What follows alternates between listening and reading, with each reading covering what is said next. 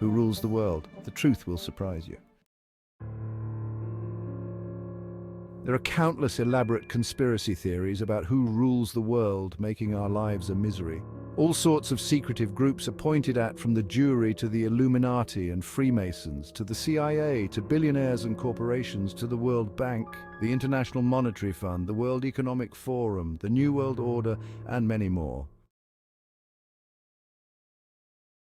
I have said in previous videos that Satan rules the world, but this was mainly because I wanted to quickly make the point that the rising tide of malevolence is concerted and coordinated by a single evil entity, and I needed a word for it. I made the point that there isn't a word in secular language for this prince of darkness, and so I had to borrow a word from the Bible and called it Satan for brevity. I made the claim that Satan rules the world, but because of the standard connotations of the word, this is only partially true. The truth is that my Satan is a process built into the human psyche, driving a phase within a bigger cycle. This bigger cycle speaks to the inevitable rise and fall of all empires. Within the cycle of empires, there is a counterpart to the satanic process that we might call the holy process.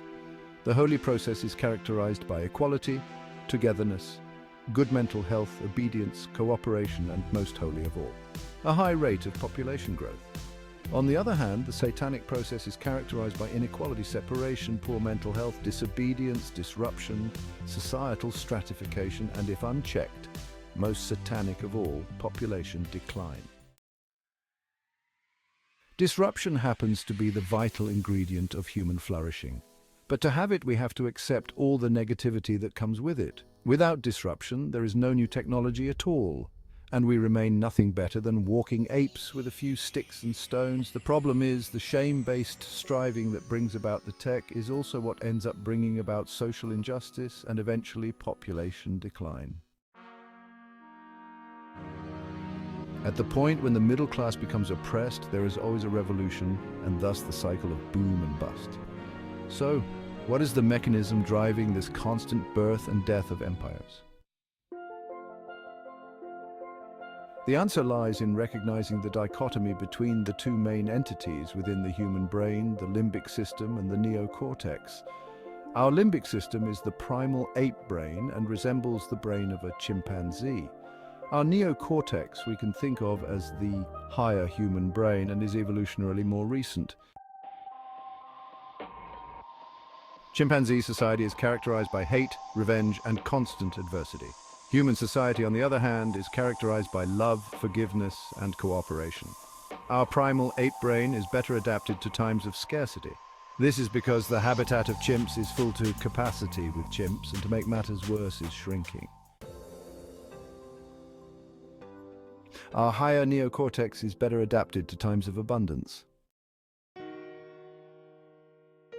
The problem for humanity is we have become stuck in a permanent state of delusion, believing that we are fighting for survival in a mean world of scarcity.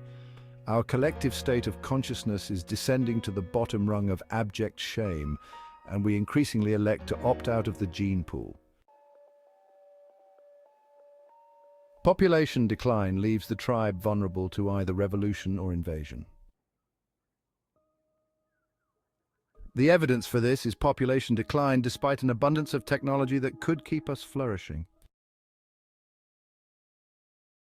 Population decline is irrefutable evidence that we are heading for a worldwide revolution on a scale never seen before in human history. The good news is that the holy system that will follow could create a paradise paradigm that could last 1,000 years. Knowing what is happening, what is going to happen next and why, can be a source of hope. We can get through the tribulation and reach the promised land and live in paradise for the rest of our lives. All you need to do is watch all of my videos.